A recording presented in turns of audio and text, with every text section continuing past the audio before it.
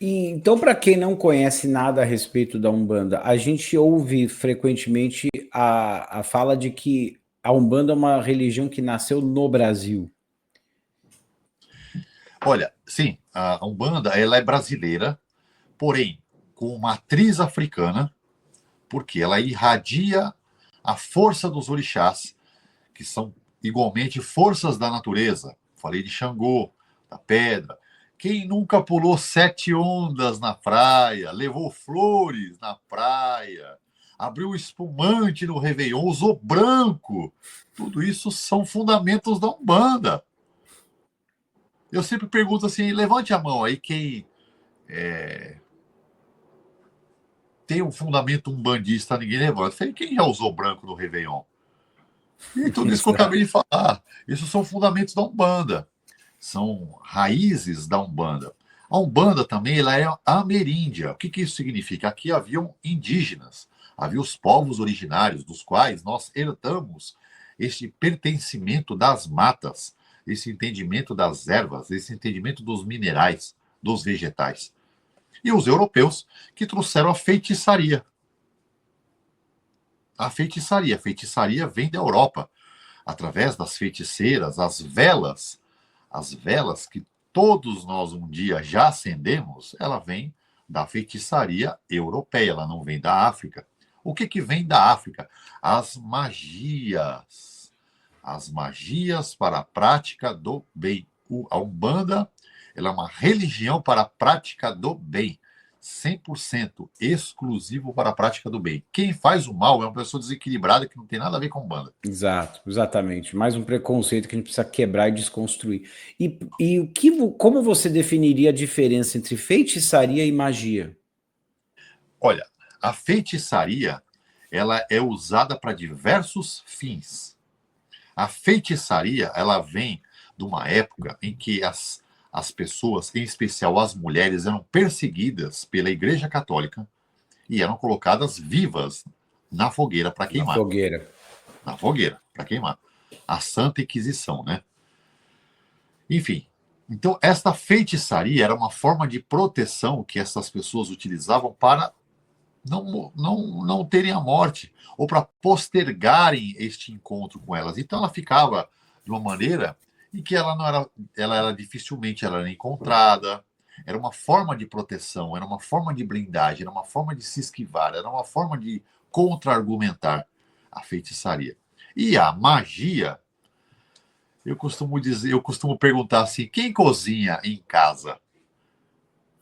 Quem cozinha em casa está fazendo magia. Como assim? Você está misturando uma. Você ri, né?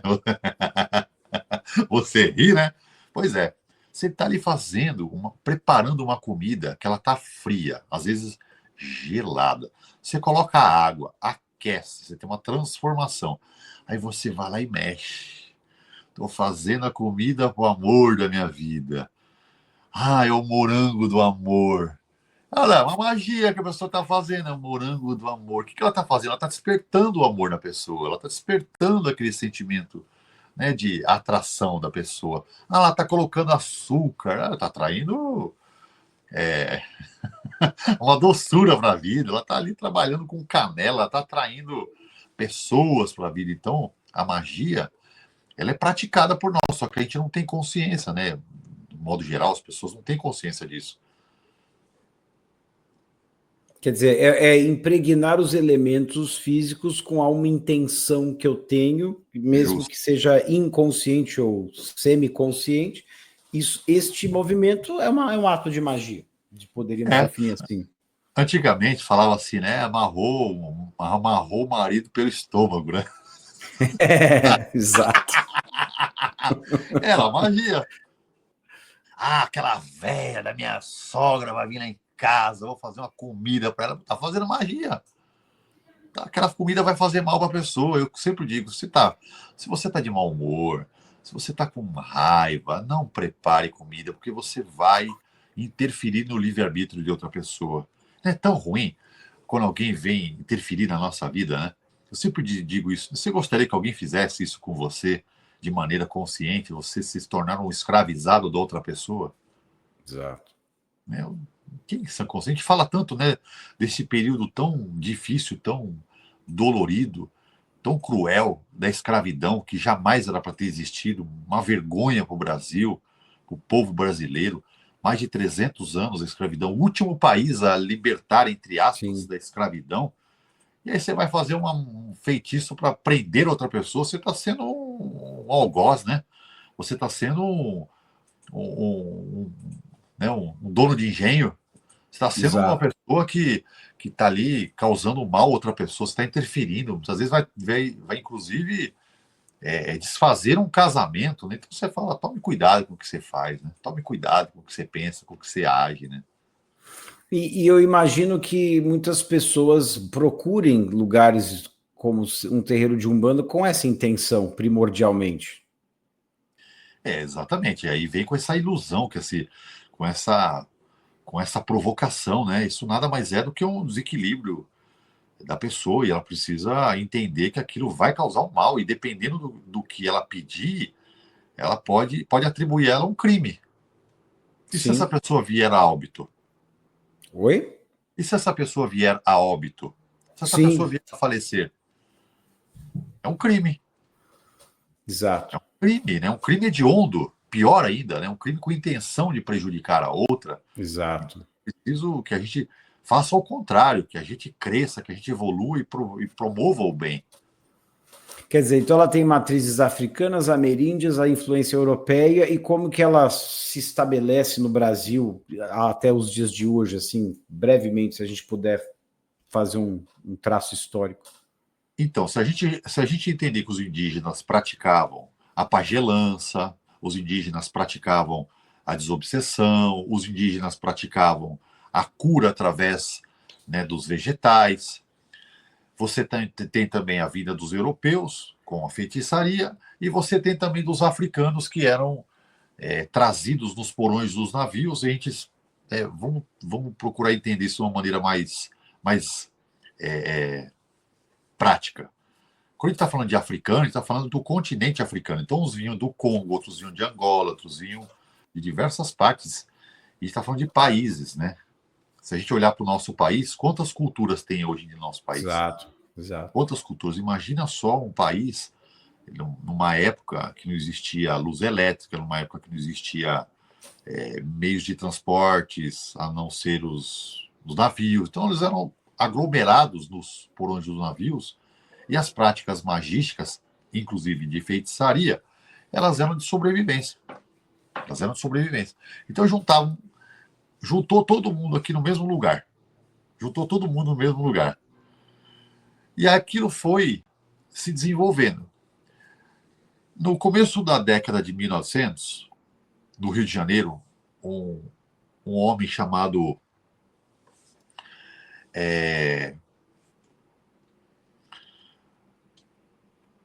ele foi ali no Rio de Janeiro, ele foi um precursor da Umbanda. Este homem, ele teve uma, uma experiência num centro espírita, do qual não foi bem-vinda, que ele estava ali incorporando um caboclo, o caboclo das Sete Encruzilhadas, Paizélio Fernandino de Moraes. E ele ali, como um jovem de 18 anos, não sabia do que se tratava, e a partir dele se tem um marco legal do reconhecimento da Umbanda. Por que este marco é tão importante? Porque ele, através disso, se criou toda a liturgia, se criou o hino da Umbanda. A Umbanda, por si, ela faz os três ritos de passagem, que são o batismo, o casamento e o ato fúnebre. E para que a religião seja de fato e de direito constituída, ela precisa destes ritos. Através da Constituição, ela precisa destes ritos. Para se ter uma ideia, as únicas três religiões que são reconhecidas por lei no Brasil são, por ordem de reconhecimento, o catolicismo, que foi durante muitos e muitos anos a religião oficial do Brasil, a Umbanda, a Dilma Rousseff, ela reconheceu em 2000 12 a Umbanda como religião, e eu e a minha esposa tivemos oportunidade de participar da construção da Carta Magna, da construção da Carta Magna para que ela fosse reconhecida, e recentemente o presidente Lula reconheceu o candomblé como religião. Então são essas três religiões. Isso dá à Umbanda uma participação legal em tudo aquilo que o país tem através da sua Constituição. Importante o senhor falar isso, porque para mim me soa que o marco histórico do nascimento da Umbanda no Brasil se deu a partir da rejeição de uma manifestação espiritual no ambiente kardecista. É isso? Exatamente. Exatamente. No dia 15 de novembro de 1908. Isso é... E uma rejeição por questões de preconceito, porque é um caboclo, um índio, um negro, talvez não era um ambiente propício, apropriado, entre aspas, né? Naquele contexto. Exatamente. Né? É curioso falar disso, porque eu recentemente tive a oportunidade de conhecer o Divaldo Pereira Franco, que desencarnou. Saudoso Divaldo. Saudoso Divaldo. E eu fui falar com ele, fiz questão, né, estando na Bahia, e ele, raríssimas vezes, ele recebeu alguém na casa dele, e ele nos recebeu. E a primeira coisa que ele me fala, ele me vê, né, trajado de matriz africana, de branco, de filá, essa indumentária que eu tenho na cabeça. Para quem não sabe, essa indumentária vem do islamismo, porque os primeiros africanos que vieram no Brasil, eles eram islâmicos. Olha, então, roupa branca vem fato interessante. Do islamismo, né? Os primeiros negros, eles eram islâmicos. Enfim, fui conversar com o Divaldo e ele sempre teve uma relação com as religiões de matrizes africanas muito distante, muito distante, muito distante. E quando eu fui falar com ele, ele causou surpresa no entorno, né? Primeiro que ele chegou para mim e falou assim: você voltou? O seu olhar, ele me parece de um líder da Revolução Francesa. Olha. E aí ele se abaixa e me olha bem no meu olho e fala assim: você voltou, é? Os reencontros. Você voltou? Você queria acabar com a fome lá atrás, e agora? Continua. Continua. Então é algo que é preciso a gente desmistificar isso. Eu falo isso a partir de mim. Eu era preconceituoso, racista, né? Eu queria, como espírita, eu não queria saber de nada de o espírito atrasado, um preto velho, fuma cachimbo, bebe, fala palavrão, e não é nada disso, né? A gente está falando de um estereótipo, de um arquétipo, perdão, que é uma forma daquela entidade se manifestar e ser reconhecida, nada além disso. Exato. Então, a Umbanda, ela tem essa trajetória, e hoje muito se fala, né, de embranquecimento e tudo mais. E eu sempre que sou entrevistado e alguém me pergunta isso, né, eu sempre falo: olha, o ser humano, ele precisa ser tratado como um ser humano. É preciso ser, né, quando eu vou alimentar uma pessoa em situação de rua, que ela está excluída, eu não simplesmente olho para o ser humano que está ali, necessitado do meu humilde auxílio, né? Eu sou uma formiguinha, então é preciso que a gente acolha todos, né? Os africanos, os ocidentais, os orientais, enfim, todo mundo.